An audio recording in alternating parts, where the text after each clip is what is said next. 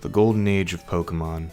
Gold, Silver, and their sibling who calls his apartment a flat, Crystal. It's 3 years later, you're still 10, and the world has changed for the better. Catchy jams, less contorted sprites, and authenticity. Can you smell it? I can. That's ambition, and maybe rain? You're Hussy reborn, cooler now, with a backwards hat. You're once again tasked with the urgent need of being sent alone into the wilderness, because Professor Elm gets stressed about responsibility. Your first mission is to go to Mr. Pokemon's house, which is exactly as sketchy as it sounds. The man greets you with the urgency of someone who doesn't pay taxes and hands you an egg. You thank him and quietly accept the burden of prophecy. Professor Oak is also there for some reason and says something professory. In the same moment, your new rival, the embodiment of unresolved trauma, steals a starter Pokemon because he's incapable of asking for things like a functioning human. He names himself something edgy like ?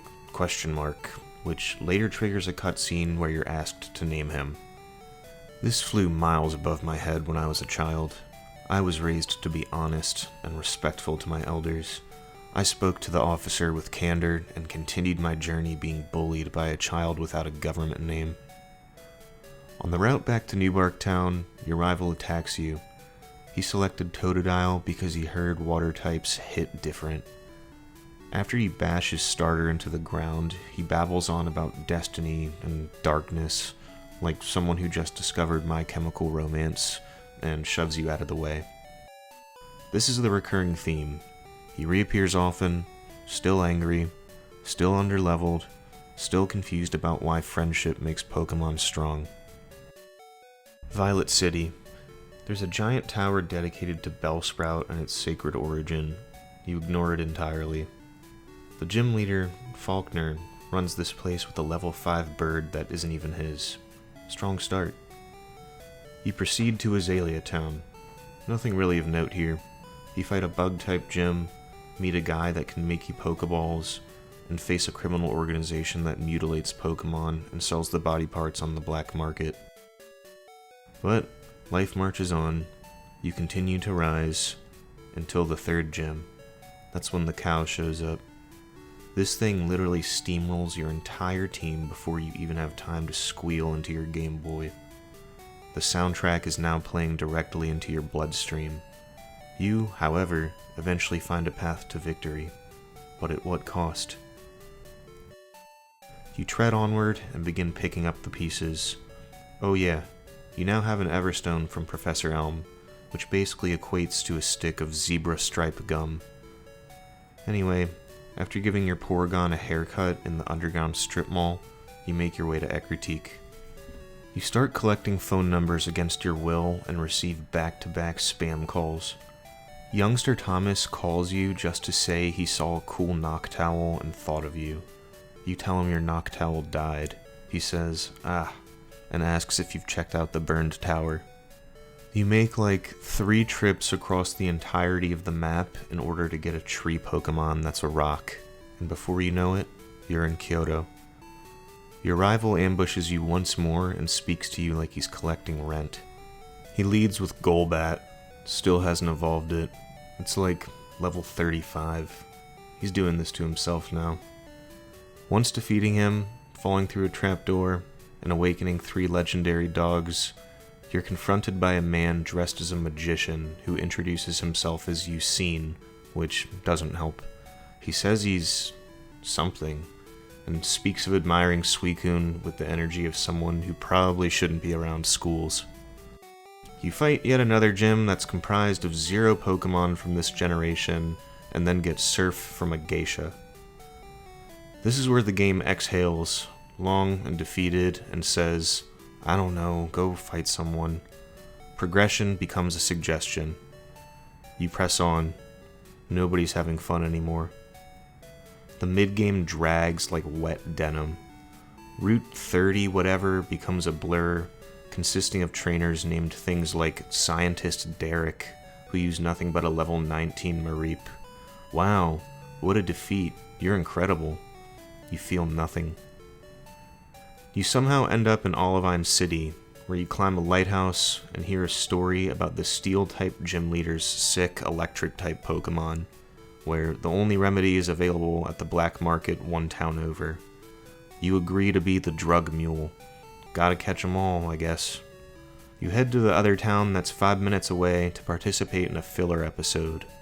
It's populated solely by karate enthusiasts and one pharmacist who controls the region's entire medical supply chain. He immediately hands you the medicine. No prescription, no questions, just full trust in the 10-year-old accompanied by 6 dangerous animals. Thank you, the gym leader exclaims as you return to Olivine and share the contraband from your Pikachu backpack. You're paid with a badge. The plot moves forward. Somewhere in your party is a Graveler you've refused to trade because your friends stopped playing in 2001, and emotionally, so did you. Team Rocket gets a machine that makes loud noises. It has wires and is apparently very science-y. You were expected to respect this. Lance swoops in and heroically commands his Dragonite to Hyper Beam a human to death.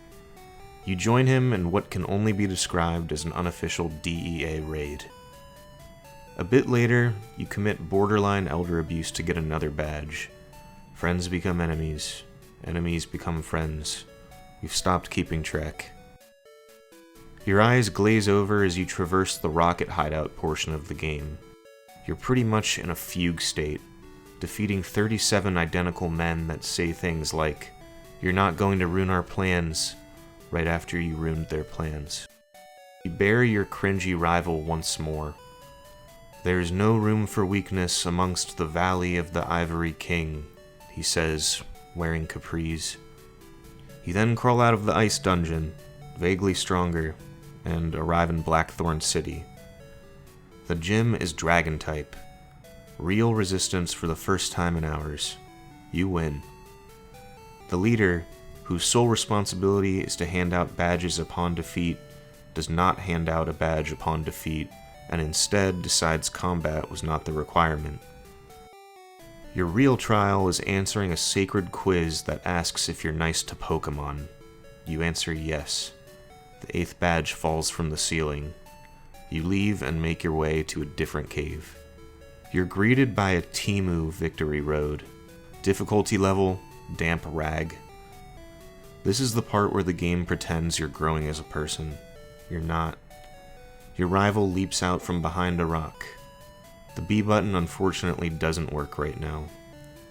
You dismantle his team and his psyche so thoroughly that his brain reboots mid-sentence. Maybe beating my Pokémon isn't the way. In exchange for spelunking bravery, you get to face the Elite Four. First up, Will, a man who looks like a failed theater major who got too into Death Note.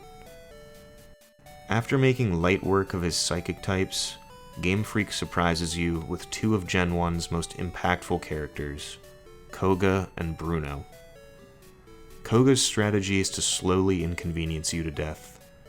You one-shot his Pokémon as he lightly poisons you. He's trying. He's failing. Bruno is a man guided entirely by the principle of me punch Big Rock. His tenure remains secure. Nobody questions it. You once again beat him with type advantage and basic literacy. You then reach Karen, who actively sucks the fun out of the room by lecturing you about strength and weakness. You do not know what you did wrong. The nostalgia hits so hard you black out, and when you come to, you're in the Hall of Fame, shaking hands with a grown man in a cape. Congratulations, hussy. Allow me to archive the body cam footage. You gloss over the prior murder by Hyper Beam you witnessed, because that was like 3 towns ago. You accept the clout. Congratulations, you've won. Except not. We're going to Kanto. Elm says there's a boat now. You gather your belongings, send another stipend to your mom, you're a good son, and go on your way. Kanto is simultaneously haunting and charming, in a scaled down type of way. Buildings are smaller, NPC count is low. Viridian Forest was hit by the logging union. Still, you're here, their new god. You're older now, and you mean business. But also, you're still 10 and unsupervised. You plow through every gym like a divorced dad reliving his high school football career.